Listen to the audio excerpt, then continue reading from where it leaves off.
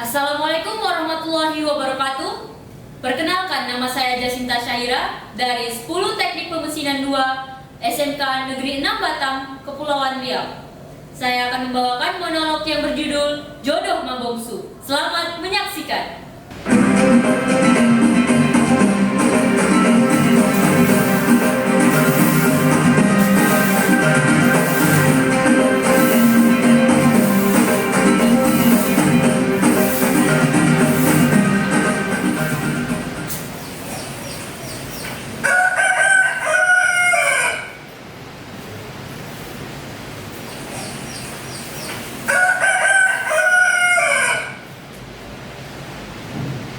Namaku Mambongsu. Aku adalah gadis yatim piatu. Dulu aku sangat miskin. Untuk memenuhi kehidupan sehari-hari, aku harus bekerja menjadi pembantu di rumah Mak Pia. Mak Pia tinggal bersama anak gadisnya Siti Mayang. Namun malang, umur anak gadisnya tak panjang. Seiring berjalannya waktu, aku kini bersyukur hidupku berkecukupan. Aku memiliki rumah dan perawatan mewah. Apapun yang kuinginkan bisa segera aku tunaikan. Bahkan tetangga yang butuh bantuan segera aku turun tangan. Aku kasihan karena pernah merasakan hal itu. Jadi teringat kisahku bisa jadi sekaya ini.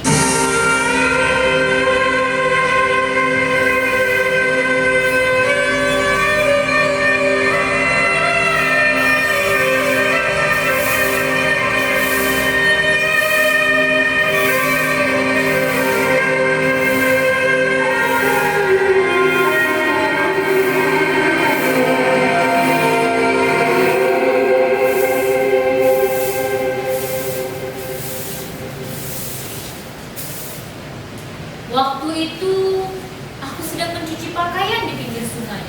Tiba-tiba datang seekor ular berenang. Pelan-pelan ular itu terus melantang menghampiriku. Kumundurkan langkahku karena takut. Namun, kelihatannya ular itu seperti tak berdaya. Kuperhatikan lagi, ular itu seperti terluka. Daging punggungnya teriris hingga bagian rusuk. Aku rasa luka itu sangat pedih.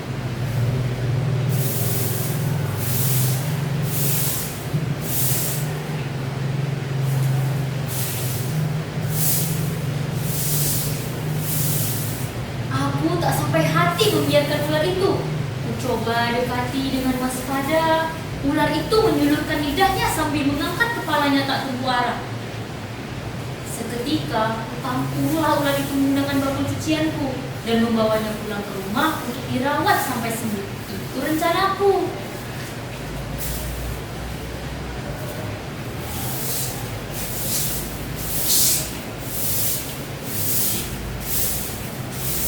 Lebih kurang beberapa minggu, ular itu mulai tampak sembuh.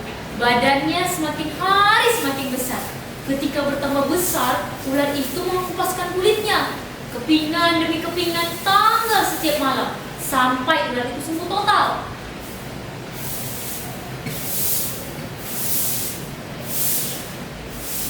Suatu pagi, aku membersihkan kepingan-kepingan kulit ular itu. Kusapu dan kuonggokkan sambil menyalakan api untuk kubakar. Tidak lama kemudian, aku heran melihat asap pembakaran kulit ular itu mengepul, condong ke sana kemari mengikut arah angin. Tak kusangka, asap-asap itulah yang membuat aku kaya. Saat asap condong ke arah Pulau Jawa, maka bertumpuklah kain batik Solo ternama di gubukku. Berkodi-kodi banyaknya.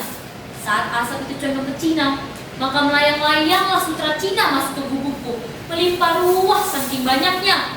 Saat asap itu condong ke India, maka melayang-layanglah berkodi tingkat permadani. Dan saat asap itu condong ke Singapura, maka jatuhlah emas, perak, dan uang ringgit dari langit. Tidak lama kemudian, aku pun menjadi orang kaya.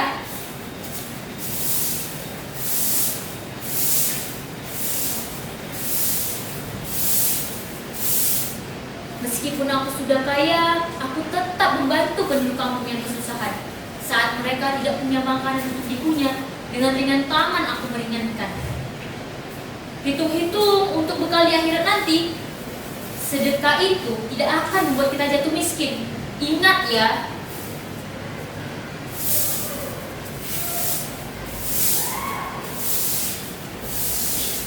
Ya, penduduk kampung suka cita atas kekayaanku.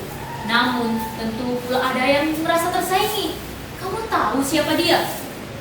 Dia adalah Mak Piah dan Siti Mayang kala itu, mantan majikanku. Suatu hari, mereka merencanakan sesuatu.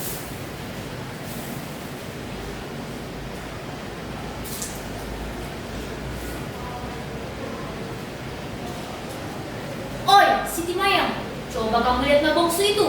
Mengapa tiba-tiba dia menjadi orang kaya? Mak rasa dia pasti pelihara tuyul. Tadi, Mak tak sengaja lihat. Dia banyak bawa uang ringgit. Kita harus cari tahu.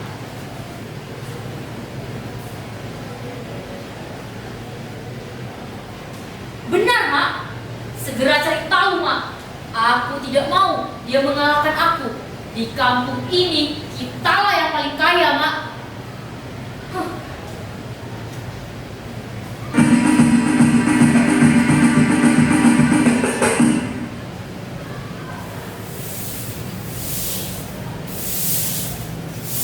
Suatu malam, Mak Piah mengintip di jendela rumahku.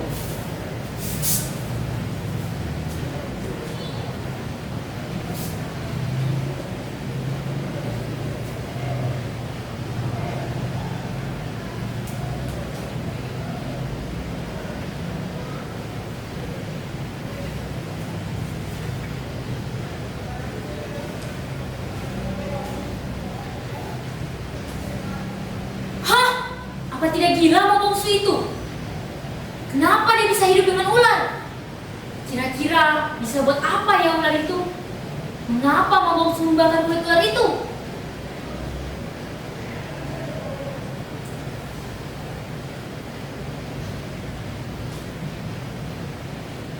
Oh, rupanya dari bakaran kulit ular itu asal harta Mbak Bongsu. Akan cari ular yang sama untuk dirawat oleh Siti Mayang.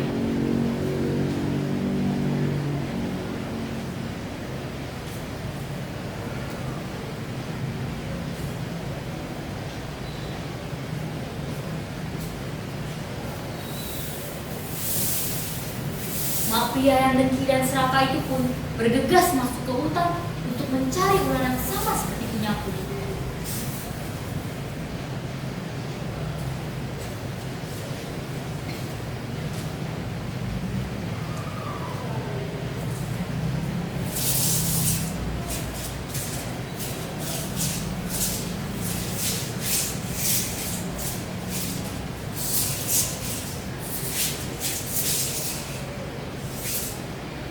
Akhirnya, aku dapat juga ular yang sama. Kan kusuruh Siti Mayang merawatnya. Dan aku akan bertambah kaya. Hah.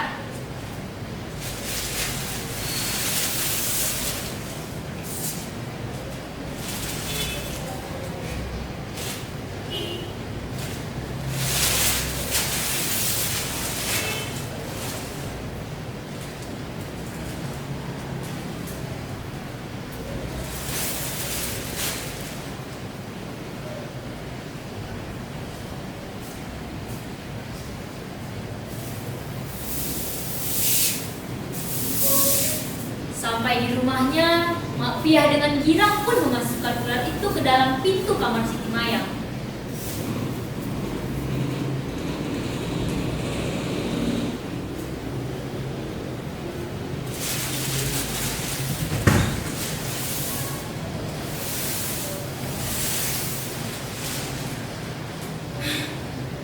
Sekarang, anak perempuanku sudah punya ular yang sama seperti Mbak Bongsu. Kamu tunggu aja Mbak Bongsu, Siti Mayang pasti akan lebih kaya dari kamu. Siti kemana ya? Siti? Siti? Siti? Sudahlah, aku taruh di tempat tidur ini saja.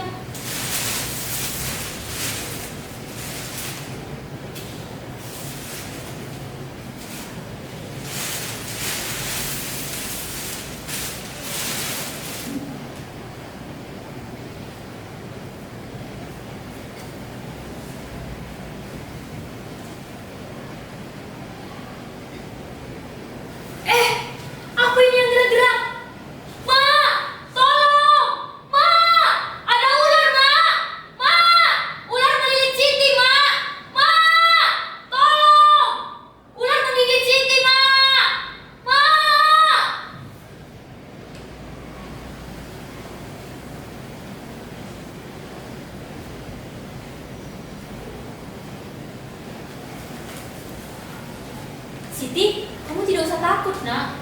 Ular itu bisa membuat kita kaya. Siti, kamu kenapa, nak? Siti, bangun, nak. Siti, Siti, bangun, nak. Siti.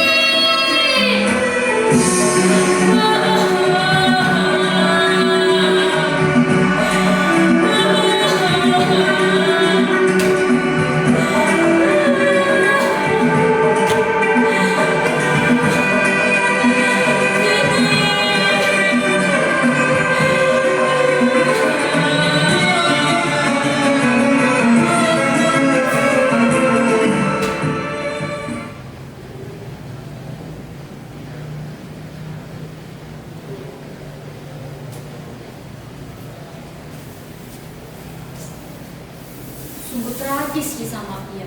Bukannya bertambah kaya, malah kehilangan anak gadisnya.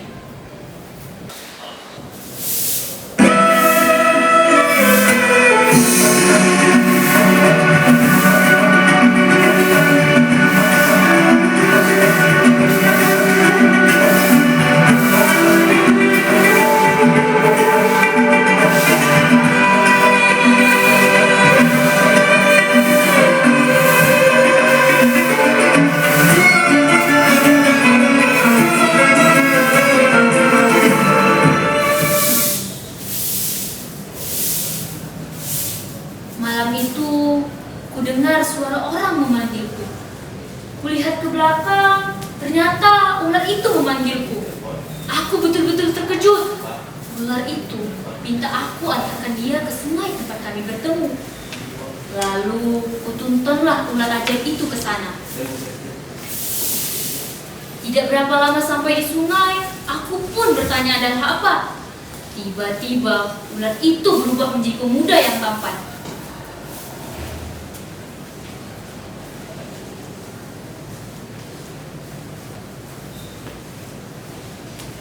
Mabongsu, terima kasih atas bantuanmu selama ini. Aku sangat ingin membalas jasa-jasamu. Maukah engkau menjadi istriku?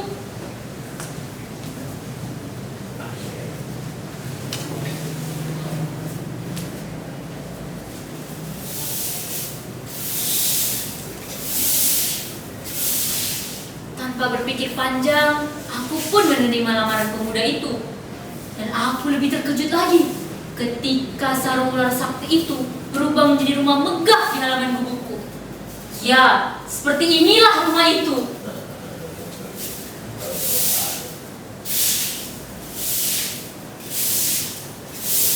Sejak saat itu, ular tempat kami semua sungai yang kami temui menjadi di tempat yang dipercayai sebagai tempat pertemuan jodoh.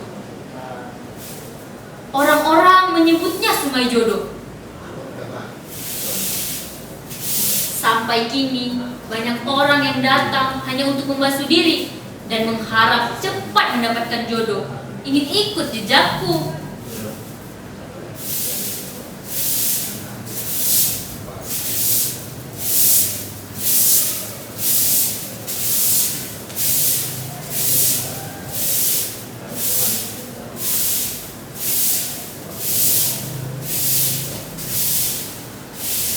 Besoknya, aku pun menggelar pesta megah di rumah yang dia buatkan untukku. Semua orang kampung ikut merayakannya. Sebetulnya, aku ini masih heran. Ketika kami menikah, ramai sekali orang yang mengiringi mempelai laki-lakiku. Dari mana asal mereka? Entahlah.